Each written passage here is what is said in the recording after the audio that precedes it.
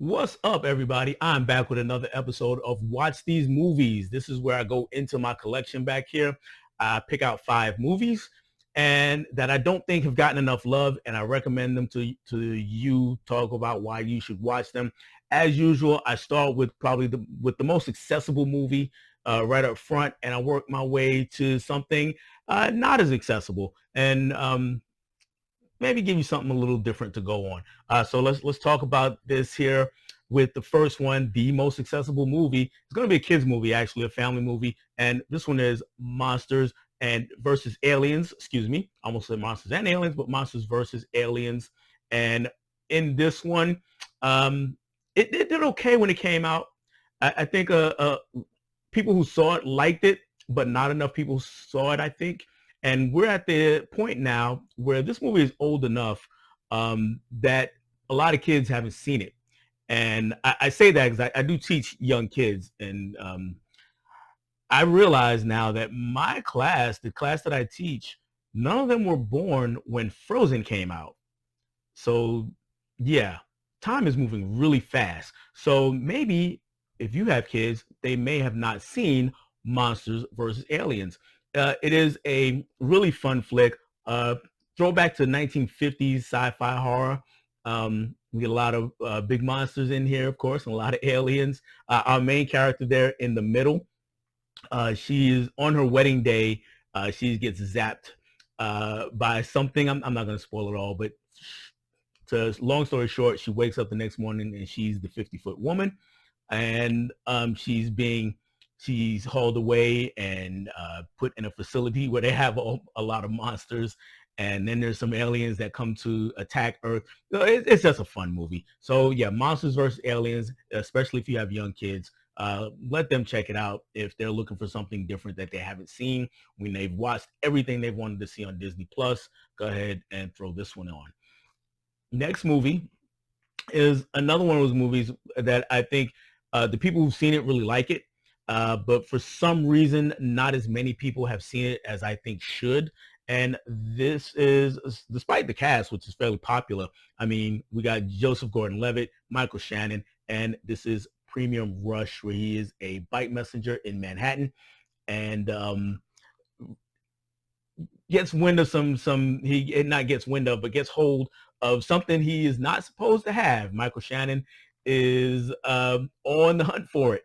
Michael Shannon is actually a police officer in this movie. Not a spoiler, but it's a really fun time watching this cat and mouse between the two. And well, there's really more than two because there's also a team of bike messengers in the movie. But yeah, it's a really good time. So if you haven't seen Premium Rush, there you go. Next movie is a lot more serious than Premium Rush, but it is really good. This one is Traitor, starring Don Cheadle and Guy Pearce. And Guy Pearce is a government agent, and there's some terrorist activity that happens at I think 3 different places around the world, and they all seem to point back to Don Cheadle's character. And so we get a cat and mouse there. So I won't say anything more about the plot of that, other than this is definitely proof that we need more Don Cheadle outside of franchises. I mean, he was great in the Ocean's movies. He's fantastic as Rhodey in the MCU, but I really want to see him do other things, more other things. And this is proof that we definitely needed this. And of course, Hotel Rwanda, which a lot of people have seen, got a lot of Oscar buzz. I think it won some Oscars. So yeah, check out Traitor. Really good movie. Another movie also kind of involves terrorists, but not really. But this one is a straight up comedy, political satire. And again, like everything here, the people who have seen this movie mostly love this movie. But not many people have seen it, or not as many people. I don't talk to many people who have. It's political satire, and this one is from across the pond, or set across the pond anyway. I think it is a British movie, and it is in the loop. It's definitely set in Great Britain.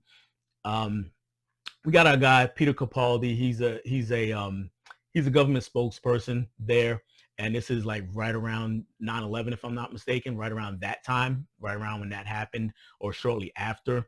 And one of the another government official, he was doing an interview, and he said that the U.S. going to war in the Middle East was unforeseeable. Said it wasn't, didn't think it was going to happen. And of course, now that sets off an extreme spin cycle where everybody's in spin mode trying to, clean up these words, or maybe, he didn't say what he said, or he did say what he said, but it's really interesting to watch the machine work. And like I said, it is definitely political satire. James Gandolfini is also in here. Yeah, there's his name there in his picture, you can see. And he is also fantastic in the movie. Capaldi kills it. Lots and lots of four-letter words here. So if you're sensitive about that sort of thing, maybe hold off. But really, really good movie. In the Loop, hilarious. Another movie I think is hilarious.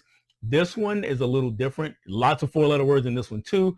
But this one, a lot of people hate this movie. I think critics dragged it. Fans didn't like it. I think part of the problem, they were expecting too much or something different, something too different, something possibly a lot more accessible, because this is the one that I have in the fifth spot, which is the least accessible spot. And that's because there are Muppets in this movie, and they don't do Muppet type things. This is not Jim Henson, Jim Henson's Muppets. These are Jim Henson's sons' Muppets, and they are very, very R-rated, on the borderline of being X-rated. And this movie is The Happy Time Murders. Melissa McCarthy is in the movie. She's the star. And I just had a blast watching this movie. Just turn your brain off. Don't ask questions. Don't think too much. Just bask in the vulgarity, the obscenity, and ridiculousness of this movie. And like I said, I have a blast whenever I watch this movie.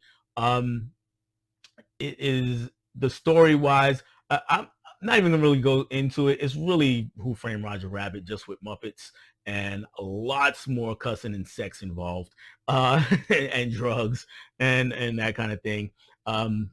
Just to, I mean, okay, so I'll give you just a little more.